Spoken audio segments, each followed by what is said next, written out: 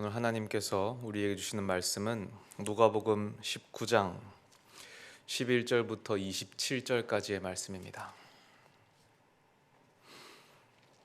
누가복음 19장 11절부터 27절까지의 말씀입니다.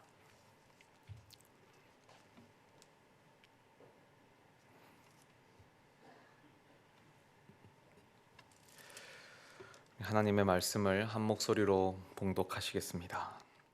그들이 이 말씀을 듣고 있을 때에 비유를 더하여 말씀하시니 이는 자기가 예루살렘에 가까이 오셨고 그들은 하나님의 나라가 당장에 나타날 줄로 생각함이더라. 이르시되 어떤 귀인이 왕위를 받아 가지고 오려고 먼 나라로 갈 때에 그 종 열을 불러 은화 10문화를 주며 이르되 내가 돌아올 때까지 장사하라 하니라. 그런데 그 백성이 그를 미워하여 사자를 뒤로 보내어 이르되 우리는 이 사람이 우리의 왕됨을 원하지 아니하니다 하였더라. 귀인이 왕위를 받아 가지고 돌아와서 은화를 준 종들이 각각 어떻게 장사하였는지를 알고자 하여 그들을 부르니 그 첫째가 나와 이르되 주인이여 당신의 한 문화로 10문화를 남겼나이다. 주인이 이르되 잘하였다 착한 종이여 내가 지극히 작은 것에 충성하였으니 열고울 권세를 차지하라 하고 그 둘째가 와서 이르되 주인이여 당신의 한 문화로 5문화를 만들었나이다.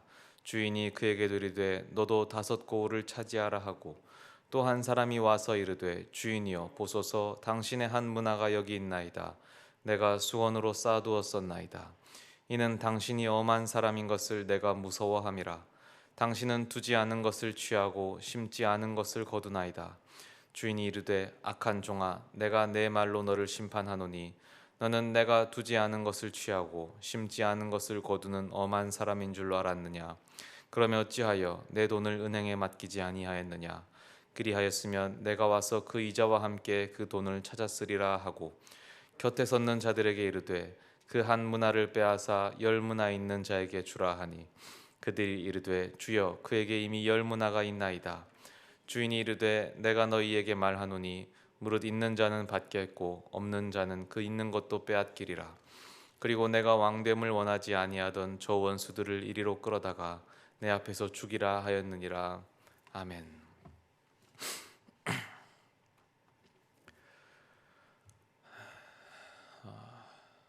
얼마 전의 일입니다. 제가 6살짜리 첫째 아들 유일이를 데리고 이 동네 놀이터에 놀러 갔습니다.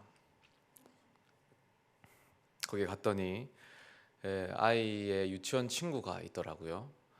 얼마나 반가웠는지 모릅니다. 아이가 반가운 게 아니라 제가 아주 반가웠습니다. 왜냐하면 이제 아이들끼리 놀면 저는 쉴 수 있기 때문이죠. 그래서 아주 기쁜 마음으로 아이들끼리 놀게 했습니다. 그래서 이제 쉬고 있는데 그 친구 아이가 갑자기 저를 부르는 것입니다. 유일이 아저씨 우리랑 무궁화 꽃이 피었습니다. 같이 해요 라고 저를 불렀습니다. 순간 당황스러웠죠. 쟤는 왜 나의 이 꿀 같은 시간을 방해할까. 지들끼리 놀면 될 것을. 미처 대답을 제대로 못하고 있는데 제 아들 유일이가 정말 귀찮은 표정과 이 제스처로 이 주머니에 손을 탁 꽂고는 이렇게 말을 했습니다. 야, 우리 아빠 말 안 들어. 우리끼리 하자. 한편으로 기쁘기도 했어요. 야, 우리 애가 참 효자다. 근데 너무 미안하더라고요. 와, 내가 우리 아이들이랑 그렇게 안 놀아줬던가. 나름의 변명을 좀 하자면 너무 힘들어요. 이 아이들 3명하고 놀려면 에너지가 너무 많이 필요합니다. 특히 이 셋째 아이는 4살인데 벌써 첫째보다 더 무겁습니다. 너무 잘 먹어서. 사실 이제 지들끼리 잘 놀아요. 독립할 때가 됐죠. 4살이면 독립해도 되는 나이 아닙니까? 제가 괜히 끼어들면 저랑 놀려고 더 싸웁니다. 제가 이번 주일날 설교할 때도 예화를 드렸지만 서로 비교하고 경쟁하느라고 이 은혜를 다 까먹죠. 왜 나는 안 해주고 형만 해주냐 이러면서 막 비교합니다. 그래서 결국 누구랑도 놀 수 없게 되는데 제가 잘 압니다. 너무 구차한 변명을 하고 있는데 원래 이 제가 꿈꿨던 아버지 상은 이렇지가 않았거든요. 정말 아이들과 잘 놀아주는 그런 아버지가 될 줄 알았는데 마음은 원이로되 육신은 참 약합니다. 오늘 제가 이 말씀 드리는 게 이 누가복음의 문화 비유 본문을 읽었습니다. 이 본문이 원래 마태복음의 달란트 비유와 평행 본문인데 달란트 비유가 훨씬 익숙한데요. 이 달란트 비유가 어떤 본문입니까? 주인이 종에게 달란트를 5달란트, 2달란트, 1달란트를 맡기고 돌아와 가지고는 그 결과를 확인하는 이야기입니다. 근데 이 이야기를 들으면 우리에게 어떤 생각이 번뜩 드냐면 이 비교를 하게 돼요. 얘는 1달란트를 받았으니까 너무 불리하다는 겁니다. 5달란트를 받은 사람은 훨씬 유리하다. 미천이 많았으니까 훨씬 유리했지.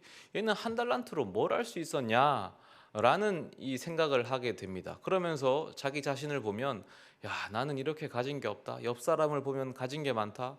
그러면서 1달란트 가진 사람에게 이 감정이입을 해가지고 억울한 생각만 들게 됩니다. 그래서 이 비유의 진짜 메시지를 놓치게 되는 경우가 많은 것 같아요. 그래서 오늘 아예 비교를 못하도록 누가복음 문화 비유를 골랐습니다. 여기는 아예 같은 액수를 똑같이 줍니다. 종 10명에게 똑같이 한 문화씩을 나눠주게 되죠. 그러니까 이 비유를 통해서는 아예 비교를 할 수가 없습니다. 불평거리가 없죠. 그래서 오늘 이 본문을 자세히 한번 보도록 하겠습니다. 예수님의 진짜 하고 싶으셨던 그 메시지를 찾기 위해서입니다. 괜히 옆 사람 비교하다가 엉뚱한 섭섭한 마음이 들기보다는 정말 이 메시지를 듣기 위함입니다. 하나님의 정말 진심을 찾기 위함인 것이죠. 전체적인 스토리는 크게 어렵지 않습니다. 주인이 먼 길을 떠나면서 은화 한 문화씩을 줍니다. 그리고 임무를 주지요.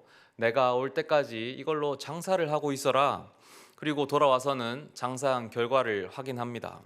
그래서 이익을 남긴 종들은 크게 칭찬하고 이익에 합당한 상급을 내립니다. 그러나 이익을 남기지 못한 종에게는 화를 내고 벌을 내립니다. 그러면 이 이야기의 핵심 메시지가 무엇이겠습니까? 이 주인은 하나님일 것이고 종은 우리들이겠지요. 그러면 문화는 우리에게 맡기신 은사와 재능일 것입니다. 그러면 이익은 우리가 이 땅에서 맺는 사역의 열매이겠지요. 그러면 이런 결론이 나옵니다. 하나님께서는 우리에게 은사와 재능을 맡기셨습니다. 그래서 다시 오실 때에 우리로부터 사역의 열매를 기대하시게 됩니다. 그래서 그 열매에 따라서 그 열매를 확인하시고는 칭찬 혹은 심판이 있을 거라는 그런 메시지가 나옵니다. 그렇다면 우리는 이제 큰일 난 거예요. 우리들은 과연 열매를 맺었습니까? 과연 얼마나 많은 열매를 맺었습니까? 이 장사한 결과를 따져보자는 겁니다. 물론 우리 성도님들 아주 훌륭하십니다. 신앙생활에 열심과 성실이 아주 대단하신 분들 많아요. 그래서 제가 대화를 나누어 보거나 그 신앙생활 하시는 모습들을 보면 정말 배울 점이 참 많고 존경스러운 부분이 많습니다. 사실 이 예배하기 직전에도 제가 이 다른 목사님과 이야기를 나누다가 참 목사로서 부끄럽고 성도님들이 훨씬 기도도 많이 하시고 그런 이야기를 나눴어요. 그래서 예배의 자리를 지키시고 기도의 자리를 지키시고 그래서 보이지 않는 곳에서 많은 수고와 섬김들이 있으시죠. 그래서 각자 계신 곳에서 많은 열매들이 맺어진 열매들이 있으시겠죠. 그러나 우리의 책임이 거기에만 있겠습니까? 눈을 한번 크게 돌려보십시오. 한국 교회 얼마나 쇠락했습니까? 코로나 시기 지나면서 문 닫은 교회가 수도 없이 많습니다. 대형 교회들도 다 반토막이 났어요. 내 교회 아니니까 상관없는 걸까요? 온 교회가 다 그리스도의 몸이지 않습니까? 이거 코로나 탓만 하면 됩니까? 여기에 과연 우리의 책임은 없을까요? 한국 교회뿐만이 아닙니다. 사실 우리 교회만 해도 문제가 많죠. 기쁜 소식 교회, 우리 교회 어떡할 겁니까? 성도님들이 가득 들어찼던 시기가 있습니다. 저도 아직 아주 생생합니다. 주일 예배 안내할 때마다 정말 제가 여기 앞에서 안내하면 필사의 사명은 뭐냐면 어떻게든 일찍 오시는 분들 이 앞자리에 앉히는 게 사명이었어요. 앞자리에 앉히지 못하면 늦게 오시는 분들 늦게도 아니에요. 정시에 와도 앉을 자리가 없었습니다. 그게 그렇게 힘들었는데 그 시절이 정말 무색하게 돼버렸죠. 금요 예배도 꽉꽉 들어찼습니다. 아주 예배가 뜨거웠습니다. 이걸 언제까지 남탓만 하겠습니까? 여기에 정말 우리의 책임이 없을까요? 그 외에도 각자 자신의 사명 받으신 자리에서 얼마의 열매를 맺었는지 한번 돌이켜 보셔야 합니다. 우리는 왜냐하면 왕적인 존재이기 때문입니다. 주님께서 왕적인 사명감으로 그 자리에 세우신 것입니다. 가정에서, 일터에서, 각종 모임에서 이 사명이 있습니다. 그러면 내가 과연 하나님의 형상으로서 거기에서 어떤 열매를 맺었는지를 돌아봐야 합니다. 주님께서 이 땅에 오셨을 때 확인하실 것입니다. 너 장사한 거 한번 꺼내봐라. 그때 자신 있게 대답하실 수 있으십니까? 주님, 내가 이만큼 벌었습니다. 한 문화를 맡기셨는데 내가 그걸로 장사해서 이만큼 남겼습니다 라고 말할 수 있어야 되는데요. 그러고 보면 정말 큰일 난 거예요. 이익은커녕 손해를 본 것이 명확해 보이기 때문이죠. 오늘 본문 21절에 보면 이 화면에 계속 말씀이 나올 것입니다. 21절에 보면 마지막 종이 이 주인에 대해서 이렇게 이야기합니다. 이는 당신이 엄한 사람인 것을 내가 무서워함이라. 당신은 두지 않은 것을 취하고 심지 않은 것을 거두나이다. 근데 바로 그 다음 절이 조금 이상한데요. 종의 이 두려움의 참 말에 대한 주인의 대답입니다. 23절인데요.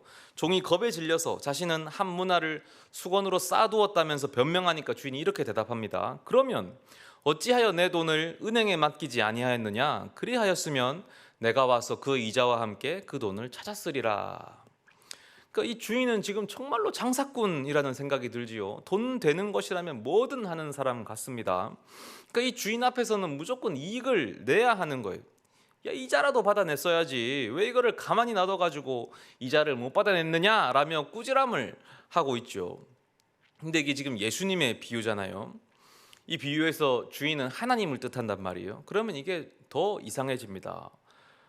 우리는 정말로 무슨 일이든지 해서 이익을 내야 되는 상황인 거지요. 안 그러면 심판이 기다리는 거거든요. 근데 이 구절이 사실 찝찝한 이유는 사실 그 시대에 이 유대인 사회에서 은행에 맡겨서 이자를 받는 행위는 율법에 의해 금지되어 있기 때문입니다. 신명기 23장 19절입니다. 내가 형제에게 꾸어주거든 이자를 받지 말지니 곧 돈의 이자, 식물의 이자, 이자를 낼 만한 모든 것의 이자를 받지 말 것이라. 이 주인은 물론 약간 과장된 발언이기도 했겠지만 지금 이 불법이라도 해서 어떻게든 돈을 벌어오지 못한 종을 꾸짖고 있습니다. 그러니까 이게 지금 말이 안 되는 거예요. 하나님과 이 주인이 매칭이 안 되고 있는 거예요. 돈만 밝히는 지독한 장사꾼으로밖에 보이지 않는 겁니다. 이분이 정말 하나님일까요? 하나님이 정말 이런 악독한 분이시라면, 그래서 정말 우리에게서 열매를 원하시고 그 결과를 얻기 원하신다면 우리에게는 최악의 심판만이 기다리고 있는 거예요. 26절에 본문 19절 26절에 주인이 이르되 내가 너희에게 말하노니 무릇 있는 자는 받겠고 없는 자는 그 있는 것도 빼앗기리라. 이게 심판의 결과거든요. 도대체 하나님의 진심은 무엇일까요? 예수님은 이 비유를 통해서 무슨 말씀을 하려는 것일까요?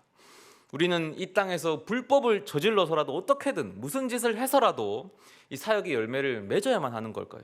그래서 예를 들면 산에 있는 절마다 들어가가지고 불상에 머리를 다 깨부수고 다른 종교 행사하면 다 회방 놓고 예수천당 불신지요 목 놓아 외치고 그렇게 전투적인 선교라도 벌여야 하는 거겠습니까? 어떻게든 국회에 기독교 정치인을 침투시켜가지고 이 법을 제정해서 타 종교를 억압하고 그렇게 해야 되는 걸까요?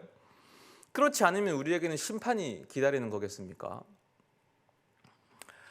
그렇지 않겠죠. 하나님의 진심이 그럴 리가 없습니다. 하나님은 우리에게 이익을 요구하시는 게 아닙니다. 하나님께서 우리에게 요구하시는 것은 열매가 아니라 충성입니다.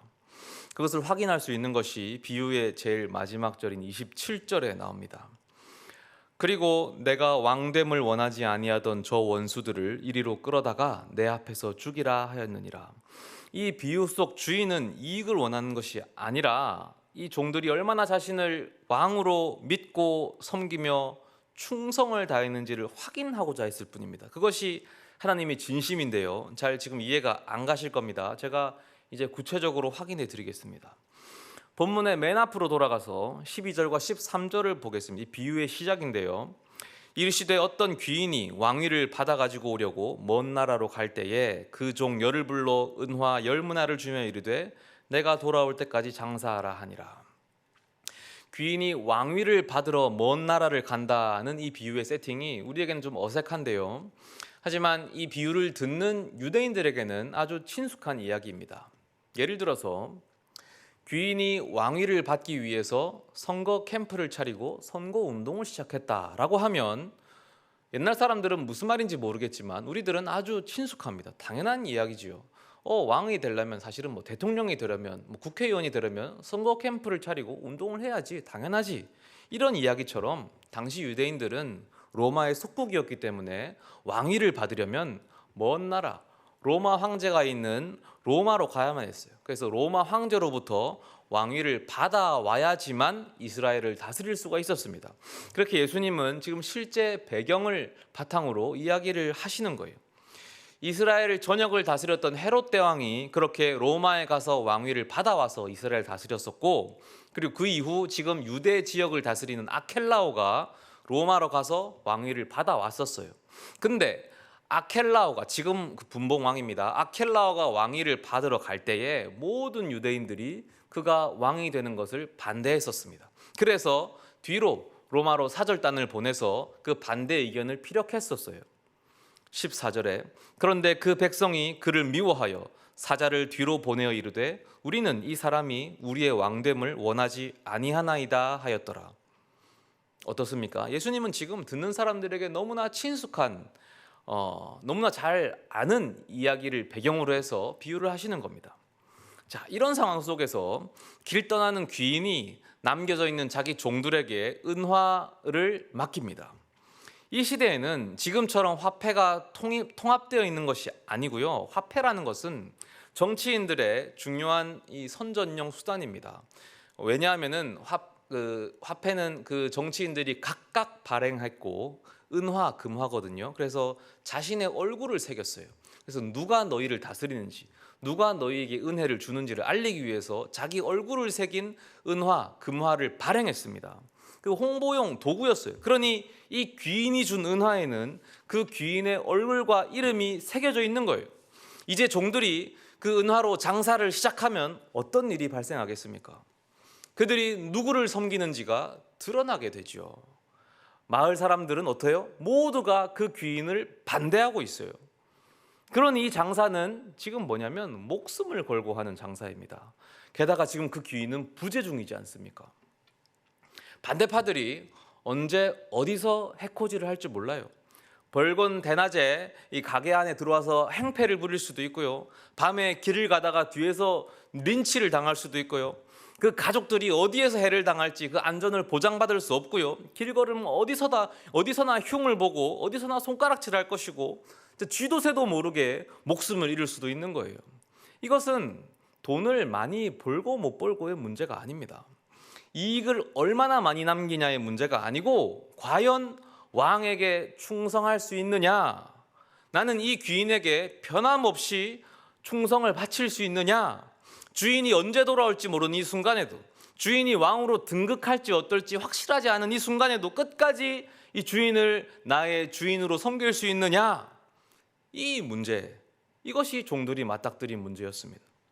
그래서 주인이 돌아와서 요구하는 것을 보십시오. 15절에 귀인이 왕위를 받아가지고 돌아와서 은화를 준 종들이 각각 어떻게 장사였는지를 알고자 하여 그들을 부르니, 그러니까 어떻게 장사했는지를 보려고 합니다. 핵심은 얼마나 벌었냐가 아니라 어떻게 장사했느냐가 핵심입니다. 정말 내 이름을 걸고 당당하게 장사를 했느냐, 변함없이 나에게 충성을 다했느냐, 이것이 핵심이에요. 그래서 주인의 칭찬을 보십시오. 17절에 주인이 이르되 잘하였다 착한 종이여, 네가 지극히 작은 것에 충성하였으니 열골 권세를 차지하라. 이 충성됨에 대하여 칭찬하는 겁니다. 그에 따르는 보상은 뭐냐면 그 능력에 맞는 일을 시키는 것뿐이에요. 능력에 안 맞는 일을 보면 그냥 그 사람만 힘들 뿐이죠. 핵심은 충성됨에 있습니다.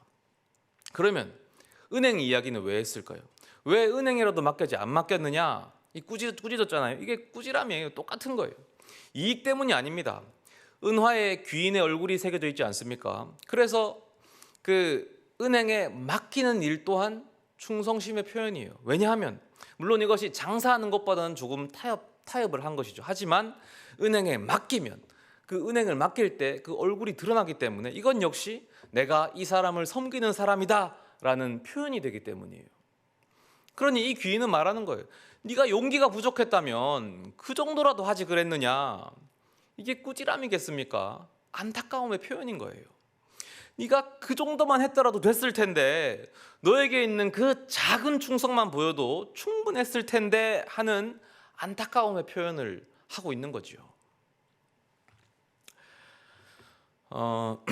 이것도 며칠 전의 일인데 제가 정말 부끄러운 일 하나를 고백하겠습니다. 너무 부끄러워서 이게 괜히 썼다 싶은 생각도 드는데, 이 첫째 아이 유일이와 이야기인데, 이 아이가 엄마를 너무 좋아합니다. 아이는 다 그렇죠. 엄마를 너무 좋아하는데 그래서 아빠가 항상 뒷전이에요. 근데 문제는 제가 첫째를 너무 좋아해서 저는 항상 그게 속상하고 질투가 나요. 이날도 이제 유일이가 엄마한테 뭐 섭섭한 일이 생겼어요. 그래서 이렇게 삐졌거든요. 기회다 싶어서 제가 이제 달래주려고 했죠. 근데 얘는 저한테 화풀이를 막 하더라고요. 처음엔 다 받아줬습니다. 그러다가 갑자기 얘가 별일도 아닌 걸로 저에게 꼬투리를 잡더니 저에게 막 화를 내다가 저를 이제 비난을 하기 시작했어요. 그래서 뭐 아빠는 약속을 안 지키는 사람이다 이러면서 막 하더라고요. 근데 이게 사실 저의 약점인데, 저는 저에게는 이제 물질욕이 없습니다. 저는 물질욕이 없고 권력욕도 없고 하나도 없어요. 하나도 없는데 명예욕이 너무 많습니다. 저의 약점이죠. 오히려 그래 저는 물질욕과 권력욕이 없다는 명예를 차지하려는 명예욕이 있어요. 그래서 명예롭게 살려고 애를 쓰는데, 애쓰는 건 좋지요. 근데 이제 그 애를 써가지고 그런 평가를 받으려고 하는 그 교만이 아주 극에 달해 있습니다. 저의 아주 약한 부분입니다. 치명적이죠. 그것 때문에 많이 넘어지는데, 근데 이제 이 아이가 저의 명예를 실추시키는 거예요. 아빠는 약속을 안 지켜. 그래서 순간 화가 팍 나더라고요. 6살짜리 아이의 말에. 그래서 아이에게 저도 화를 막 냈습니다. 이 두 가지 요인이 겹친 거예요. 나의 명예가 더럽혀진 것과 내가 너무 좋아하는 첫째 아이에게 내가 사랑을 받지 못한 것. 그 화를 냈더니 서로 막 대들더라고요. 그래서 막 싸웠습니다. 6살짜리하고 41살짜리하고 막 싸웠어요. 누가 이겼을까요? 당연히 41살짜리가 이기죠. 근데 누가 상처를 받겠습니까? 6살짜리가 아주 상처를 많이 받았습니다. 이게 도대체 목사라는 인간이 할 짓입니까? 성령의 인도하심 아래 금요 기도회를 인도하는 이런 인간이 할 짓이겠습니까? 제가 이렇게 부끄러운 치부를 드러내는 이유가 있습니다. 우리가 우리 삶에서 얼마나 열매를 맺기가 어려운지를 말씀드리고 싶어서입니다. 목사도 똑같은 게 아니라 오히려 더 바닥입니다. 성령, 뭐 예수님, 하나님 입에 달고 살지만 이렇게 일상에서 성령의 열매를 맺기가 너무 힘들어요. 여러분의 삶도 한번 돌아보십시오. 예수님께서 오늘 이 문화 비유를 들려주신 이유가 있습니다. 11절에 보면 이렇게 되어 있습니다. 그들이 이 말씀을 듣고 있을 때에 비유를 더하여 말씀하시니 이는 자기가 예루살렘에 가까이 오셨고 그들은 하나님의 나라가 당장에 나타날 줄로 생각함이더라. 예수님께서 예루살렘에 가까이 오시니까 제자들이 흥분을 했던 모양이에요. 이제 하나님의 나라가 곧 시작된다는 기대감에 막 부풀어 올랐던 것 같아요. 그러니까 예수님이 좀 진정을 시키기 위해서 이 비유를 하신 거죠. 우리가 예배에서 아무리 은혜를 받고 아무리 위로가 넘치고 아무리 기쁨이 넘쳐도 현실로 돌아가면 이 열매를 맺는 일이 참 쉽지가 않습니다. 예배 당시에는 막 기대가 부풀어 오르죠. 와, 이제 곧 열매가 맺힐 것이다. 우리 가정에, 또 내 자녀에게, 내 부모에게, 우리 이웃에게, 내 생활 반경에, 나의 인격에 이 열매가 열릴 것이다. 하지만 잘 안 됩니다. 이게 도통 되지가 않아요. 근데 곰곰이 따져보면 그렇습니다. 열매가 풍성하게 열리는 그 세상이 하나님 나라라고 한다면 결국 그 세상은 우리 힘으로 이루어지지 않겠죠. 하나님 나라는 하나님이 이루시는 거니까요. 그래서 우리 마음과는 달라요. 하나님의 시간표와 우리의 시간표가 항상 엇갈린단 말이에요. 그래서 이런 엇갈림이 계속될 때에 우리 마음에 섭섭함과 서운함이 생기고 실망감이 차오릅니다. 왜 이 기도 제목도 이루어지지 않고 이토록 오랫동안 기도하고 애를 쓰고 노력하고 헌신했는데 왜 하나님이 나를 모른 척 하실까?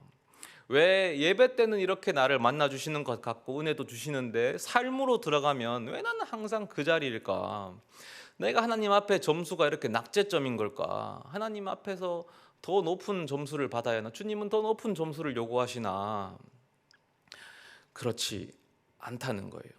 오늘 그러한 분들에게 하나님의 진심이 전달되기 바랍니다. 하나님은 우리에게 더 높은 점수를 요구하지 않습니다. 그저 작은 충성심을 요구하실 뿐이죠. 우리는 첫 번째 종의 성과에 눈이 멈춥니다. 주인이여 당신의 한 문화로 이 10문화를 남겼나이다. 그 성과는 대단한 것이었습니다. 무려 1000%의 성과죠. 그러나 주인의 칭찬은 그 성과에 있지 않았습니다. 오직 충성됨, 거기에 있었죠. 그것이 주인의 진심입니다. 이 진심이 어디에서 드러나냐면 마지막 종과의 대화에서 드러나죠. 이 녀석아, 너에게 장사할 용기가 없었다면 그걸 은행에라도 맡기지 그랬느냐? 그러면 그 은행 직원에게라도 네가 나의 종이라는 것을 증명할 수 있지 않았겠느냐? 그거면 충분했을 텐데. 이것이 그 주인의 진심이었어요. 우리가 다 충성심이 있습니다. 누군가는 큰 충성심이 있고 누군가는 작은 충성심이 있죠. 누군가의 충성심은 너무 커서 마치 다니엘만큼 클 수도 있습니다. 다니엘은 정말 대단한 사람이죠. 사자굴 속에서도 그 믿음이 굳건해서 그 충성심을 지켜냈습니다. 정말 신앙의 위인이고 아무나 함부로 따라할 수 없습니다. 그런 사람도 있습니다. 하지만 누구나 다 그렇겠습니까? 다 그럴 수는 없어요. 다니엘은 기도 금지령이 내렸을 때에 떳떳하게 창문을 활짝 열고 날 잡아가라 라는 식으로 기도를 했습니다. 자기 목숨을 건 것이죠. 정말 그랬다가 사자굴에 던져져서 사자밥으로 던져졌죠. 그러나 다니엘은 하나님이 지켜주실 거라고 믿었고 믿음대로 됐습니다. 그의 방법은 옳았죠. 근데 그건 많이 옳은 것입니까? 만약에 다니엘이 창문을 닫고 기도했다면 틀린 걸까요? 만약 다니엘이 창문을 닫았을 뿐만 아니라 골방에 숨어서 기도했다면 틀린 걸까요? 예수님께서 뭐라고 하셨습니까? 기도할 때에 내 골방에 들어가 문을 닫고 기도해라. 틀린 겁니까? 그게 틀린 거라면 초대교회 박해 속에서 신앙을 지켰던 그 수많은 신앙의 선조들은 어떻게 된 겁니까? 그들은 신앙의 박해 속에서 숨어서 신앙을 이어갔습니다. 그래서 카타콤 신앙이 생겨났죠. 우리 이 지하 본당 예배당이 카타콤을 본단 예배당이잖아요. 이 신앙이 틀린 겁니까? 지금도 북한 공산 치하에서 숨어서 예배드리는 수많은 지하교회 성도들이 있습니다. 그들 다니엘의 기도를 따라하지 못했다고 해서 틀린 겁니까? 비난받아야 되는 신앙입니까? 그렇지 않잖아요. 각각의 충성의 그릇이 다 다른 거예요. 누군가는 큰 충성심이 있습니다. 근데 누군가는 그 그릇이 작기도 할 거예요. 그러나 다 괜찮습니다. 누군가는 어쩌면 그 그릇이 너무 작아서 정말 자기가 할 수 있는 최선이 그저 식사기도 정도밖에 안 될 수도 있어요. 그 식사기도도 너무 두려울 수 있어요. 야, 내가 여기서 식사기도를 하면 사람들이 나를 크리스찬이라고 흉보지 않을까? 그래서 정말 눈 감았다 그 순간만 기도할 수 있죠. 감사합니다. 이렇게 먹을 수 있죠. 그래도 괜찮다는 거예요. 그래도 괜찮다. 그거라도 하는 게 어디냐? 작은 충성심이라고 해도 하나님은, 우리 주인 되신 하나님, 그걸 비난하지 않는다는 거예요. 주여, 내가 너무 겁이 많아서 장사는 못했습니다. 하지만 내가 이 은화를 수건에 싸가지고 품에 넣고 몰래 가서 은행에 가서 냈습니다. 은행 직원이 깜짝 놀라더라고요. 그래도 내가 말했죠. 맞아요. 이 은화에 있는 이 사람이 내 주인입니다. 이자 주세요. 당당하게 말했습니다. 그럼 주인이 뭐라고 하겠습니까? 그래, 잘했다 착한 종아. 네가 나에 대한 충성을 보였구나. 지금 그릇이 좀 작지만 걱정하지 마라. 처음부터 잘한 사람이 어딨냐? 내가 그 그릇 키워줄게. 너도 많은 고울을 다스리게 될 거다. 중요한 것은 열매의 크기도 아니고 이익을 얼마나 냈냐도 아니고 이 충성의 크기도 아니고 충성의 대상이에요. 누구를 향해서 충성했느냐? 그 충성을 주님께서 보시는 거예요. 기뻐 받으시는 거예요. 우리가 이미 그 충성을 하고 있지 않습니까? 어떻게 우리가 충성합니까? 물질로 충성하고 있죠. 물질의 주인이 하나님이신 것을 알기 때문에 그래서 물질을 하나님께 돌려드리잖아요. 그것이 헌금이고 혹은 구제, 기부 이렇게 충성하시는 분들 계시죠. 또 우리는 시간으로 충성합니다. 시간의 주인이 하나님인 것을 알기 때문에 그래서 시간을 하나님께 돌려드리잖아요. 그 바쁜 시간을 기꺼이 주님께 바쳐서 예배드리고 기도드리고 찬양하고 큐티하고 하지 않습니까? 그렇게 우리가 충성을 표현합니다. 또 우리는 몸과 마음과 감정으로 충성합니다. 우리 몸과 마음과 감정의 주인이 하나님인 것을 알기 때문에 그 모든 것으로 주님을 찬양하고 예배하잖아요. 입술로 찬양하고 영광 돌리고 마음으로 주님을 떠올리고 감정을 주님 앞에 복속시켜서 기뻐하고 감사하지 않습니까? 이 모든 것이 우리 충성의 표현이잖아요. 우리가 맺는 열매는 보잘것없지요. 이익을 따진다면 몇 년째 손해만 보고 있는 걸 수도 있습니다. 하지만 좌절할 필요 없습니다. 주님은 우리의 그 충성을 기뻐 받으시는 분이기 때문입니다. 누구는 충성의 그릇이 크고 누구는 작겠지만 그래도 적어도 우리는 모두 충성하는 사람들입니다. 그래서 소망이 있습니다. 그 작은 충성 보시고 하나님께서 만족해 하십니다. 그래서 우리는 결코 쫓겨나지 않고 우리는 칭찬받는 종들입니다.